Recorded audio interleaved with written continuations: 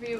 Which White House official made the decision to bar the AP reporter from the Oval Office and the diplomatic reception room last night? Well, first of all, let me just set the record straight. It is a privilege to cover this White House. It's a privilege to be the White House press secretary. And nobody has the right to go into the Oval Office and ask the President of the United States questions. That's an invitation that is given.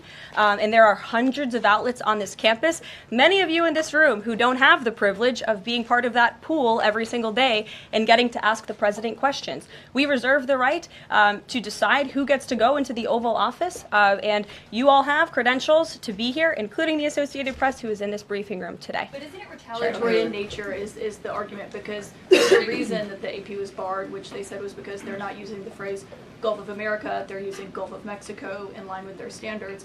And so the question here is this setting a precedent that this White House will retaliate against reporters who don't use the language that you guys believe reporters should use? And how does that align with the First Amendment commitment that you were just talking about? I was very upfront in my briefing on day one that if we feel that there are lies being pushed by outlets in this room, we are going to hold those lies accountable. And it is a fact that the body of water off the coast of Louisiana is called the Gulf of America. And I'm not sure why news outlets don't want to call it that, but that is what it is. The Secretary of Interior has made that the official designation in the Geographical Identification Name Server. And Apple has recognized that, Google has recognized that, pretty much every other outlet in this room has recognized that body of water as the Gulf of America, and it's very important to this administration that we get that right, not just for people here at home, but also for the rest of the world.